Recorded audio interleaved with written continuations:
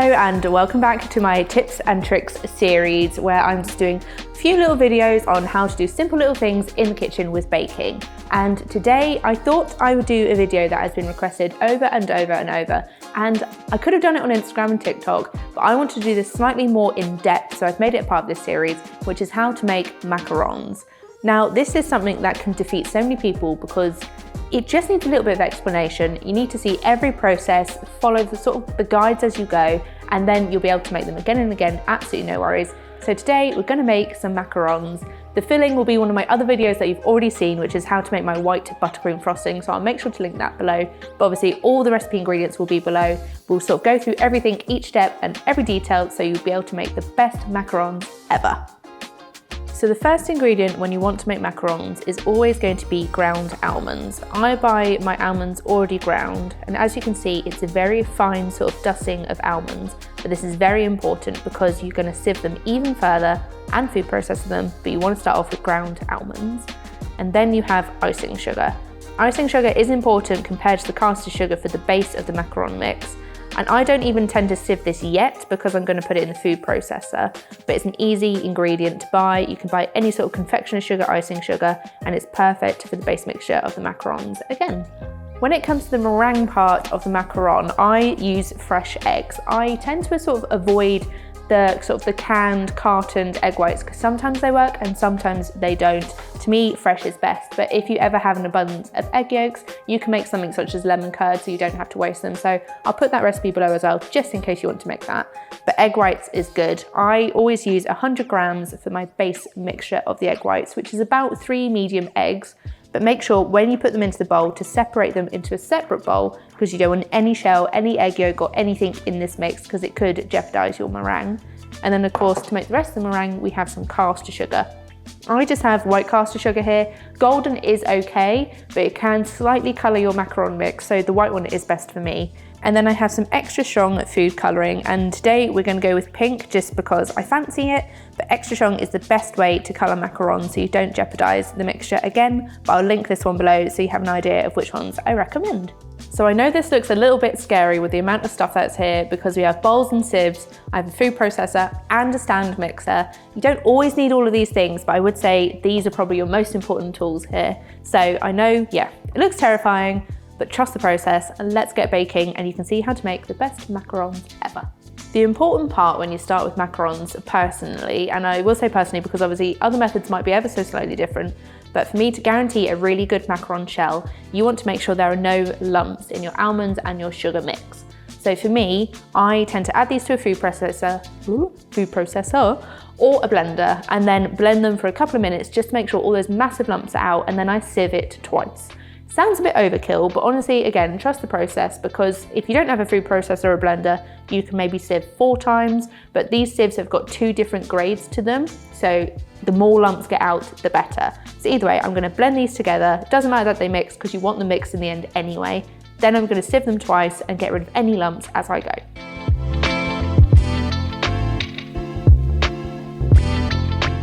So in here I have 100 grams of ground almonds and 200 grams of icing sugar, and I'm just going to blitz them together to make sure they're really combined before we sieve.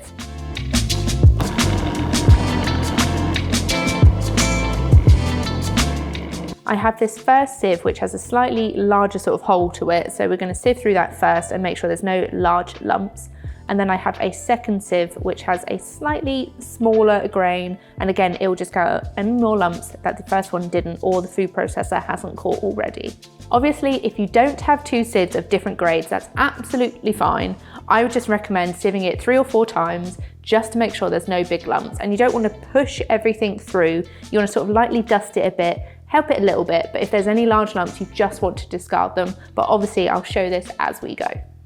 So I'm just going to pour in some of the mixture here because we don't have to overload the sieve. And then I'm just going to lightly sort of tap it and make sure all the ingredients fall through. And then these bits here are the bit I'm going to discard because they're already too big for the grain, so I'm just going to get rid of them.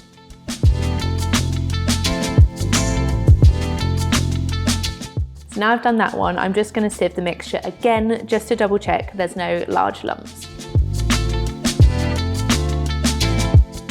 As you can see here, there's some slightly larger grains of almond, so I'm gonna choose to discard this. Obviously, like I say, you can put it in if you want, but it might make them slightly lumpier. It's entirely up to you. So now that my mixture has been food processed and sieved, it is ready to go. So now I'm going to make the meringue mix. This bit really doesn't take long to do in a stand mixer, so I always make sure to prep this first because you don't want the meringue to sit there and deflate.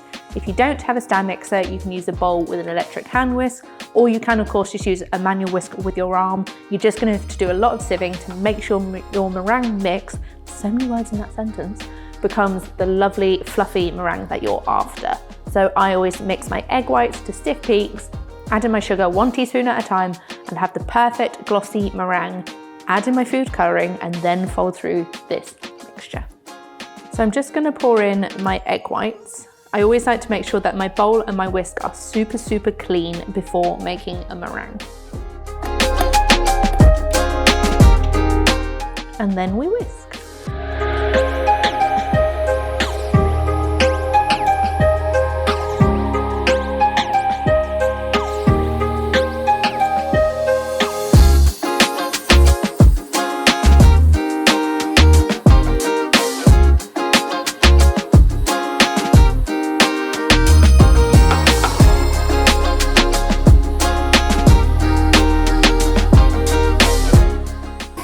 That's now been whisking for a little bit of time, but I'm going to add in just a little dribble of my pink food colouring. Keep on whisking it in and you'll see the colour change to a lovely pink colour.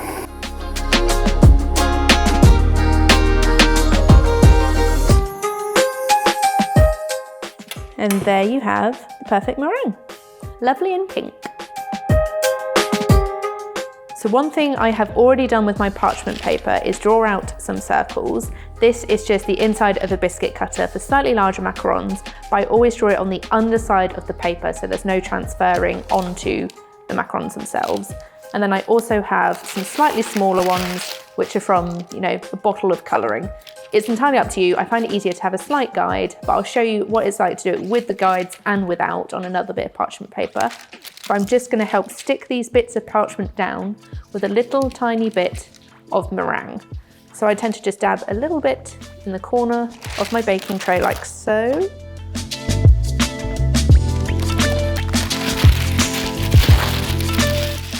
And then I tend to press this down just so that the paper doesn't lift at all when we are piping the macarons on in a bit. Like that.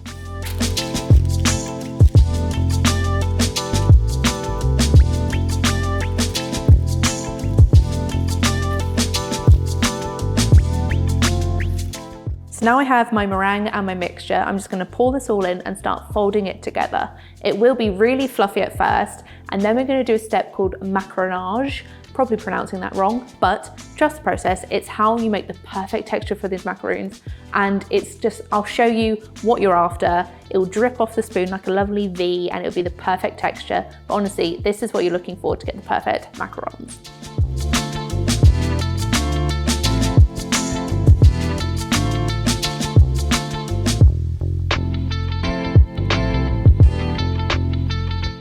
So at this stage, you can see it looks a little bit lumpy, but I'm making sure to just fold it in and incorporate all of the icing sugar and the almonds, especially if it drops to the bottom of the bowl. And as we're sort of mixing together, it's combining into sort of like a very fluffy sort of mixture. When it gets to this stage, I like to basically turn the bowl ever so slightly, and you're essentially wiping the mixture around the side of the bowl to get a more combined texture, and this is the macaronage process.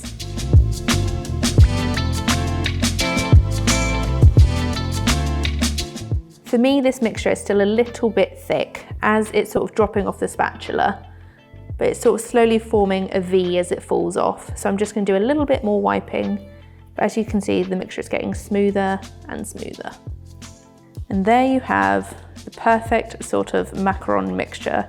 As you can see, it's smooth, it's glossy, and it's just a lovely texture.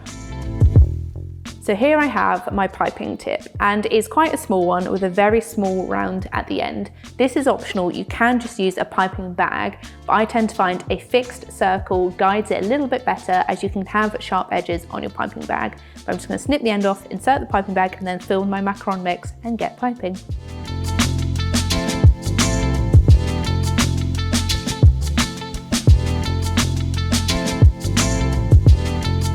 So when I pipe my macarons, I use those circles as a guide, and I aim for the middle, pipe some mixture out like so, aiming for the same size, and then I just do a little twizzle.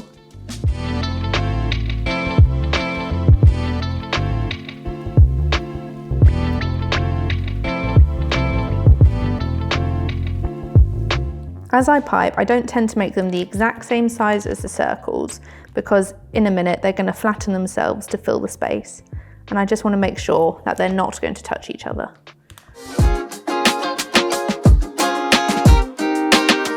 So now that all my macarons have been piped onto the trays, I sort of used the guides, and they'll sort of spread a bit, and they're the perfect size for me, but obviously you can do whatever sizes you want. I'm actually now going to have a little bit of fun with these, because I'm going to call them my rainbow macarons, and I'm just going to add on some sprinkles. For me, like in this video, I will say this is the process I use to make macarons. Some might be slightly different, and that's absolutely fine, but this is just my way of doing it. So now I've piped them, I'm going to grab my sprinkles and sprinkle them over my macarons, then do the tapping and then let them set. So now I've put my sprinkles on, we're going to do the all-important tapping method. And this is to basically get the air out, make them the perfect texture, ready to get those feet that you're after in the baking process. So all I literally do, and it is a little bit loud, but I get the entire tray and I'm just going to tap down a few times quite firmly. So like that. And yes, the sprinkles are flying everywhere, but that's absolutely fine. But you want to do that with every single tray, and then we're going to let these sit for an hour just at room temperature to form a skin, and then we're going to bake in the oven.